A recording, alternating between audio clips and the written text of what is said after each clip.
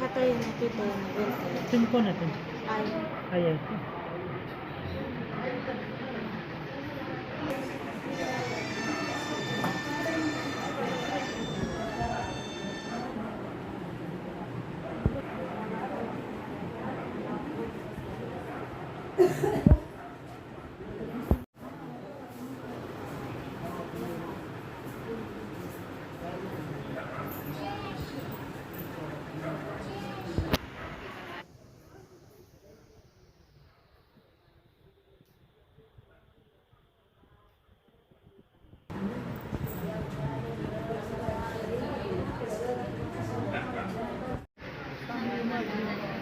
सांगली बर्डे म्हणजे मावशीची तर राहत होता तिथं ज्वेलरी इथं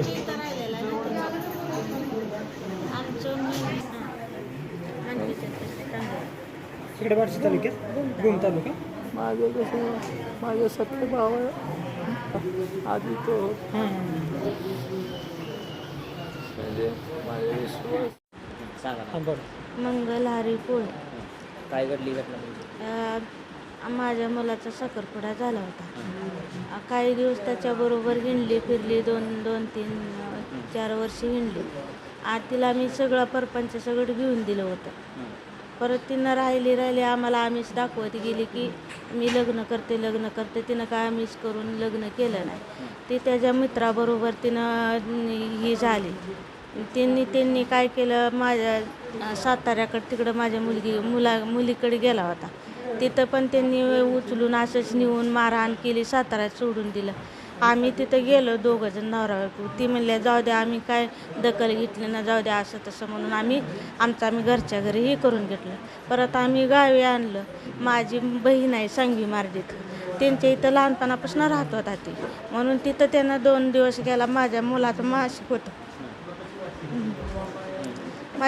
मासिक होतं रविवारी 6 तारखेला. म्हणून हे ना तिकडं 2 दिवस जातो मला कर म्हणा म्हणून गेला होता त्यांना.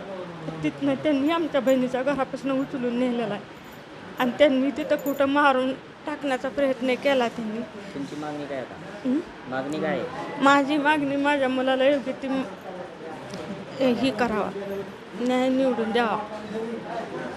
त्या पुरीला पहिला पोरगी पाहिजेत समोर. आणि अजूनपर्यंत त्यांनी काही ही केलं ना, अजूनपर्यंत गावले नाहीत. विराज कोळी, राहणार तांबेवाडी, तालुका भूम, जिल्हा धाराशिव. माझा मुलगा मार्डी सांगे येथे राहत होता. राहत असताना रोहित बागल यांच्याशी काहीतरी संपर्क झाला आणि त्याला मारहाण केल्याच्या नंतर तो तुळजापूर येथील शासकीय रुग्णालयात दाखल झाल्याच्या नंतर तिथल्या डॉक्टरांनी धाराशिव येथील शासकीय रुग्णालयात पाठवले आणि नंतर आत्ता धमकीचे आमच्या मेवणीच्या दारात म्हणजे त्याच्या मावशीच्या दारात चिठ्ठ्या वगैरे काही पडायला लागल्यात, लोखंडी पाय पडायला लागलेला आहे.